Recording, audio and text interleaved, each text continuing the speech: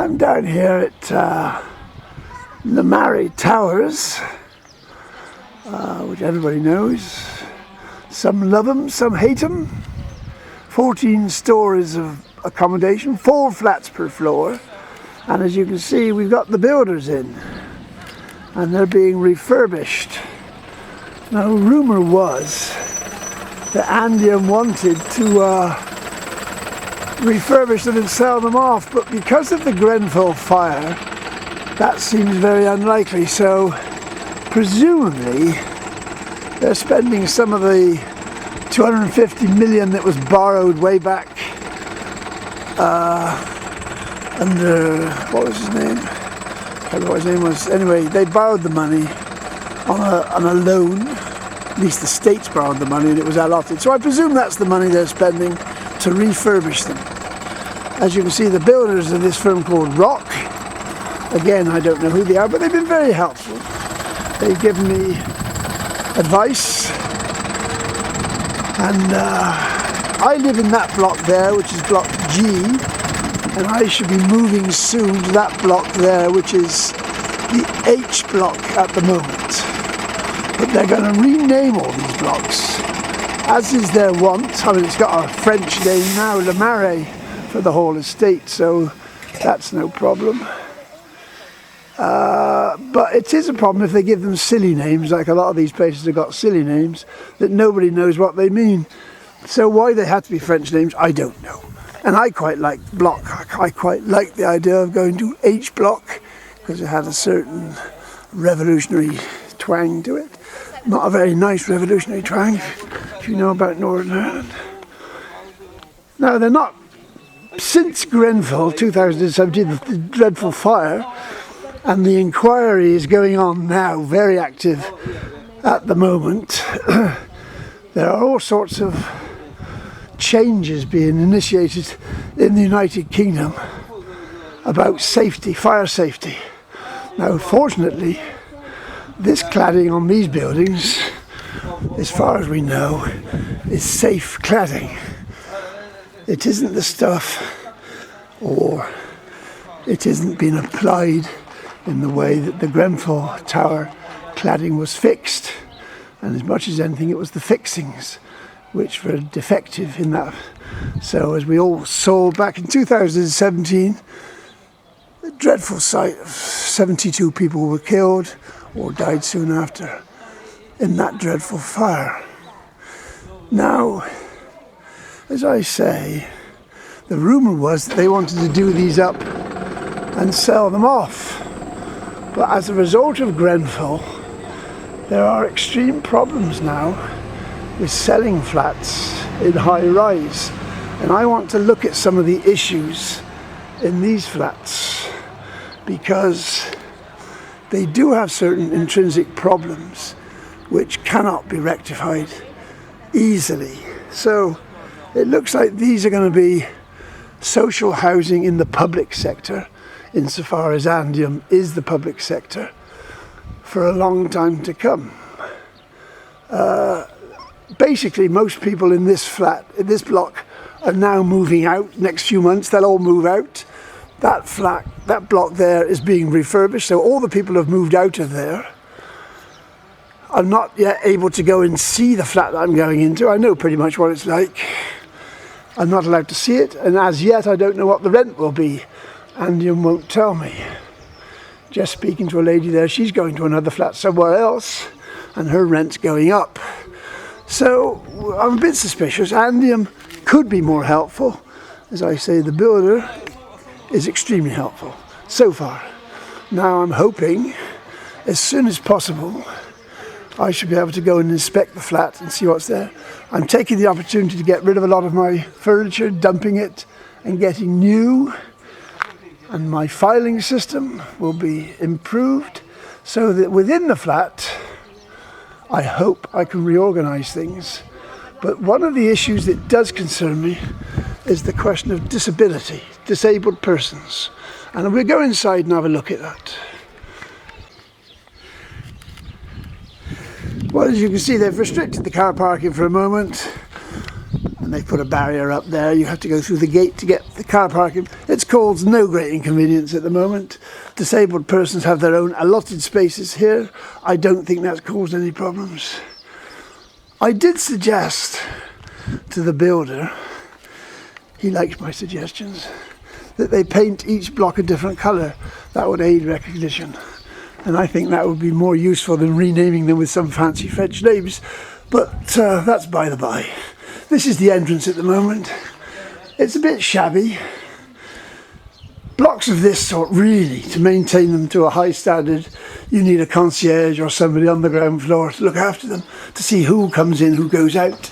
I don't know what they're going to do about security from that point of view. This is how people get in. You have to press the key there, and that lets you into the block up till 6 o'clock. After 6 o'clock, you have to have a key to get in. This is the ground floor. Lobby. There are 2 lifts there. One does the evens floors and one does the odds. Obviously, they break down occasionally. The even floor breaks down more often than the odd one, and I live on the even floor. But as long as the odd one is going, you're okay. If you're able, if you're not too disabled, you can walk the 1 floor. If I had to do 12 floors or more, or 10 floors, I wouldn't be able to do it. So there are 14 floors in each block with 4 flats per floor. And I think that's 2 2-bedrooms, a bedsit and a 1-bed flat. I live here. I hated it at first. I quite like it now. You see, it's kept very clean. They got a very good cleaning team. Or a guy, or just one guy, I think he's here now somewhere. And he keeps it very, very clean. Now, they've got in here, just here, let's go on. This is a bit of a mystery. There's a laundry room in there, and I don't know what it's in there, whether it's just dryers, and I've never used it. But apparently that's being discontinued. Now that's for the use of all residents here. Apparently that's being discontinued. Quite what they're going to do with it, I don't know. There was a rumour that it's going to be for storing wheelchairs, but there's a bit of a peculiarity about that, because apparently none of these flats are going to be let to people with wheelchair use because of the dangers. Now, whether they're going to make it a cycle store or somewhere you can charge electric bicycles, I don't know, because obviously we'll all be riding bicycles within a few years. And that's another thing about motor cars, whilst I'm thinking about it. Since we're all going to be driving around in electric cars, we need charging points. As far as I know, there's nowhere, and I can't dangle a wire out from my flat, floors up. It needs to be charging points out here. Then the question arises, how do we pay for the charge? So I don't know how that's being done. So those are issues.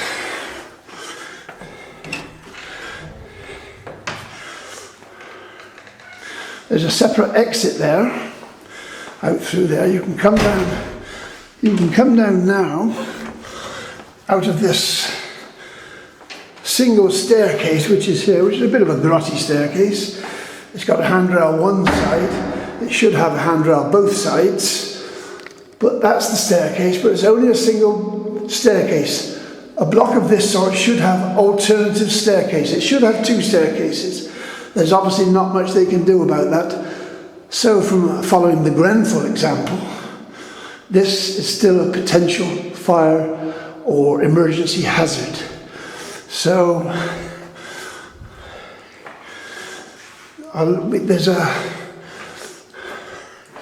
there's an old notice there. Look, says it's the housing department. So they haven't got rid of the old notices yet. Not all of them. Most of them are gone. So we know who we are. It tells us these premises are covered by CCTV, by Andium homes, for the purpose of crime prevention and public safety. For information, contact there. Obviously, during COVID, the contacts with Andium have been a bit irregular. I've had no emergencies to support. And it says there, do not use lift in event of fire, which of course they couldn't use in Grenfell because they were not fire lifts. Extraordinarily, They had a building in Dubai, I think it was, called the Torch, ironically, which was I think it was 50, 60, 100 floors, I don't know. It caught fire twice, a very severe fire, and everybody got out alive because they had a different policy on evacuating the building, and the lifts they had in that building, fire safety exit lifts. They're going to have 2 lifts here, as I say, both serving all floors. So that one you can go up to even, and that one you better stop. They stop at all floors. So that's the theory. Let's go up and have a look. There's a list there of all this is ground floor, and they're numbered at the moment. We're halfway around the block. They go 164 to 216. They've got some slightly strange idea that each block is going to go from 1 to 56, is it? Which I think will be very confusing. I think that will be very confusing myself. And in an emergency, it could be those few minutes, if there's confusion about where you are, if every block starts at number 1, it's not clear. At least if you've got a number, if you're in flat 164, there's only one code 164. So I'm a bit apprehensive about that. We'll press this. We'll have to wait for this lift to come down. It's up at the top. It's on the 14th floor at the moment. As you can see, there's a storage cupboards in there for people, there's outside storage. We've all got one of those. They're quite decent sized cupboards for putting things in. And I gather it's going to be the same system there. You could put a bicycle in there, I suppose, if you wanted to. They could put electric charging points for bicycles in them, but that might create a fire problem. Right, the lift has arrived. And up we shall go.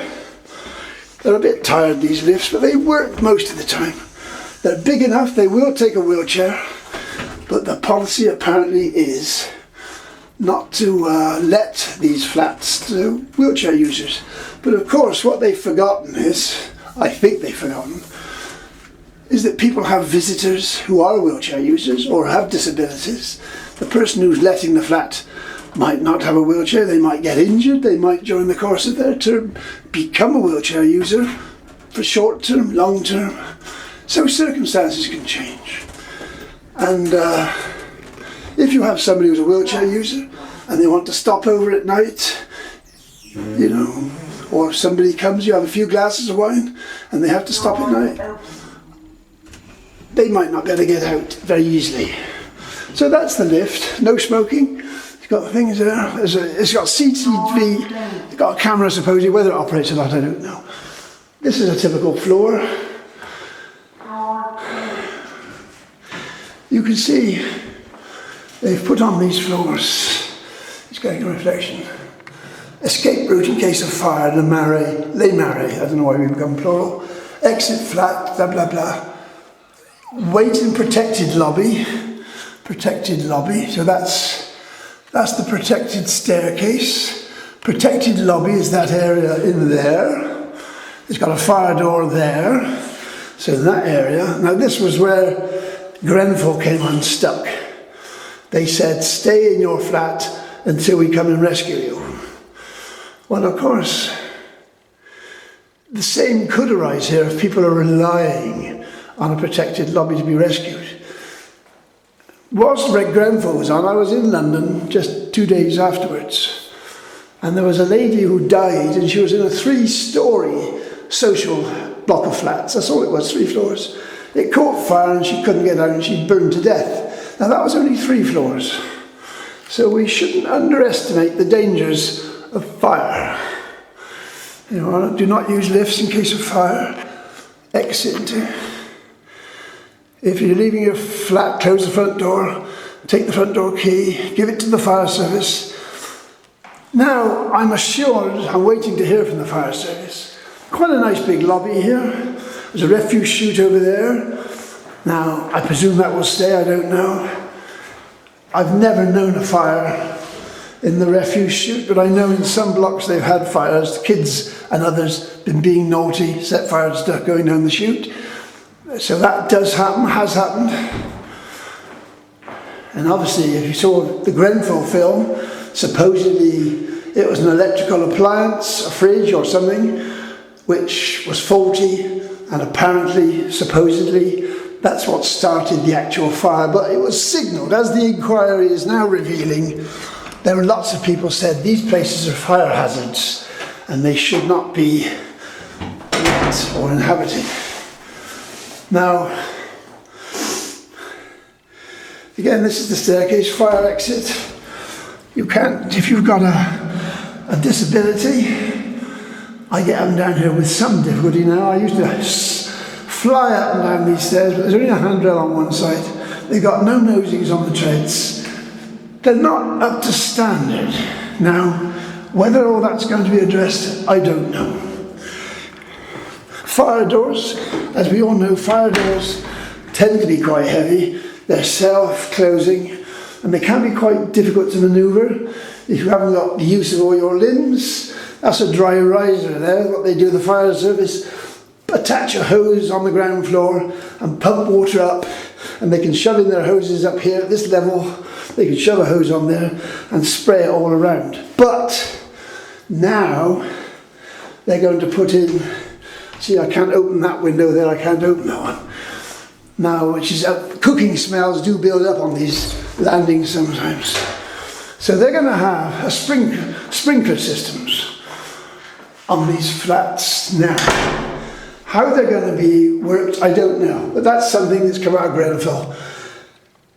Flats, in multi-occupation flats, they're dangerous. You don't know what your neighbour's doing. If he's having a barbecue in the flat next to you, you don't know, unless he's invited you. You don't know what he's doing. So you haven't got control of the whole building. Therefore, you have to rely upon regulations. You see, lots of these accommodation down here, some is private.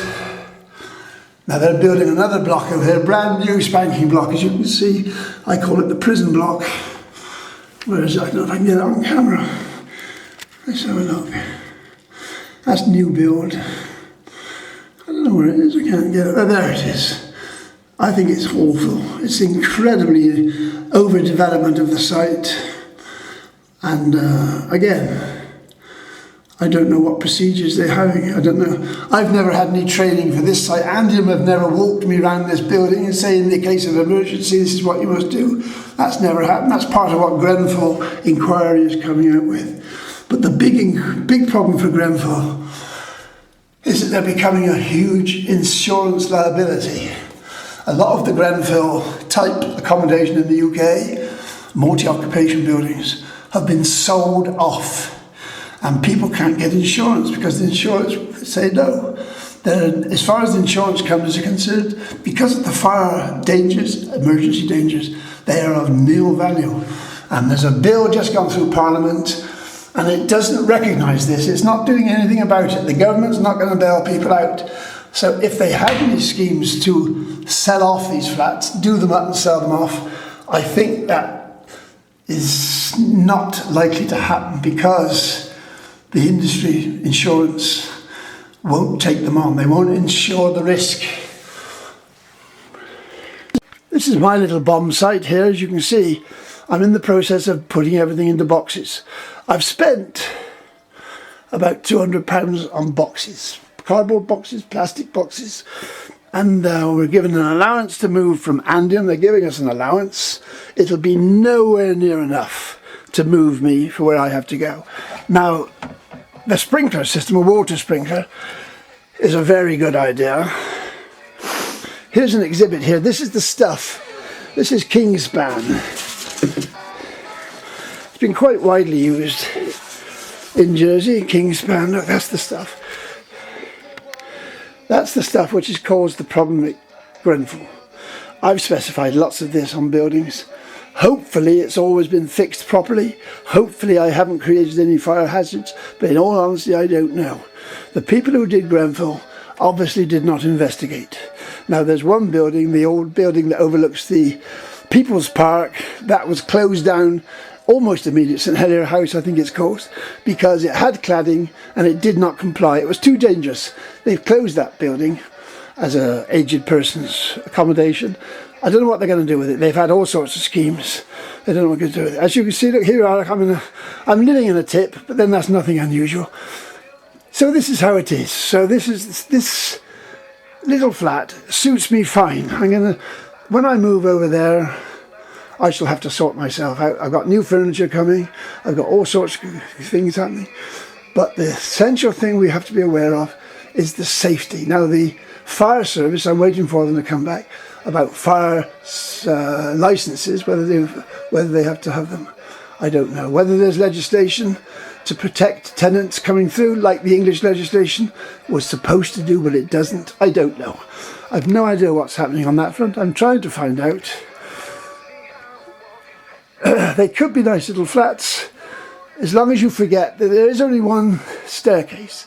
If there is an emergency, you may have to rely upon the fireman coming up here. How many floors? 8, 10 floors, doesn't matter. It's academic really.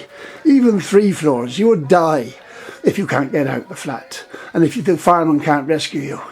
You don't know where the fire's coming. And bearing in mind, when it blows a wind here, the fire will spread so quickly. You can't imagine how quickly it'll go up through a building like this. If we're not very quick getting people out, they will die. And there's other blocks in Jersey which aren't 14 floors, there are a few, but there are other multi-occupation properties which need to be certificated by the fire service. I don't know what's happening. They need to be regulated. People need to be protected. And a lot of them are privately owned. Whether the owners can get insurance, I don't know. So whether they can be sold on, I don't know. So this is this is the situation we're in, and I want to ask lots of questions. Not my job to ask questions. There's 49 states members who ought to be asking all these questions. But, you know, I do my bit. I've worked in designing buildings for a long time. I know that what I've designed in the past is not up to modern standards. Bearing in mind too that there was a huge fire in Summerland in the Isle of Man back in the 1960s. And there are people writing on the Facebook, we still haven't learned the lessons of Summerland, where plastics again, went up.